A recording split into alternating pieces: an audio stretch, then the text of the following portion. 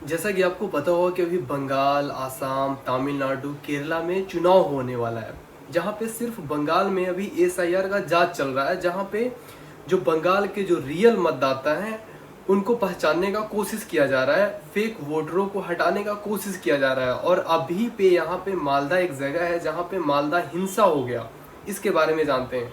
सोचिए, अगर देश के जज ही सुरक्षित नहीं होंगे तो आम आदमी को कैसे न्याय मिलेगा।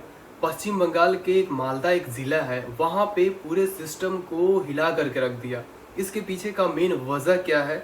सुप्रीम कोर्ट ऑफ इंडिया खुद सामने आकर के क्या बोला कि कानून व्यवस्था यहाँ पे पूरे तरीके से फेल हो गया। आखिर क्या है पूरा मामला, क्यों इतना बड़ा बवाल हुआ और सुप्रीम कोर्ट ने क्या क्या सख्त कदम उठाने का निर्णय दिया? देखिए, ये जो घटना था वो पश्चिम बंगाल के मालदा जिले का था, जहाँ पे एसआईआर का रिपोर्टिंग चल रहा था और वहाँ पे कुछ न्याय अधिकारी मौके पर मौजूद थे।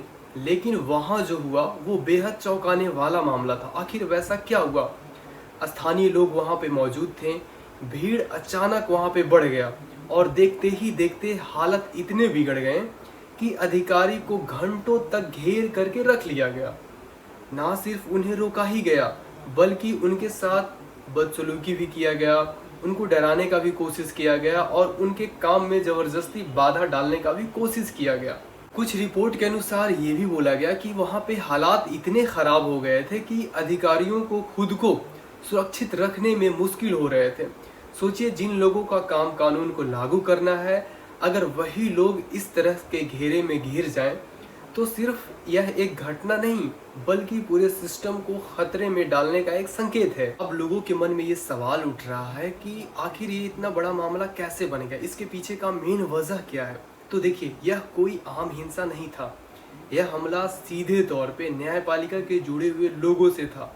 और ये भारत जैसे लोकतांत्रिक देशों में न्यायपालिका की स्वतंत्रता और सुरक्षा जैसे महत्वपूर्ण मुद्दों पे सवाल उठता है। अगर जज और न्यायिक अधिकारी ही सुरक्षित नहीं होंगे तो कोई भी व्यक्ति कानून को हाथ लेने से नहीं डरेगा। और यही कारण है कि इस घटना ने पूरे देश में एक हलचल सा मचा दिया। और जैसे ही ये मामला सुप्रीम कोर्ट ऑफ इंडिया तक पहुंचा तो कोर्ट ने इस पर बेहद सख्त रूप अपनाया और कोर्ट ने पश्चिम बंगाल के सरकार को फटकार भी लगाया और पूछा कि आखिर ये घटना कैसे हुआ।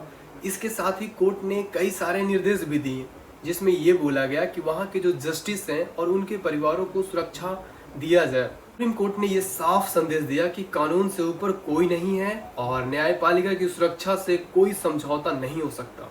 और इस मामले को लेकर के चीफ जस्टिस ऑफ इंडिया ने क्या बोला, उन्होंने साफ शब्दों में कहा कि यह बहुत ही गंभीर मामला है, न्यायपालिका को डराने या दबाने की कोशिश बिल्कुल बर्दाश्त नहीं किया जाएगा। अब इस मामले को किसी भी हालात में हल्के से नहीं लिया जाएगा। उनका ये भी बयान साफ आया कि सुप्रीम कोर्ट इस मुद्दे को लेकर के गंभीर है।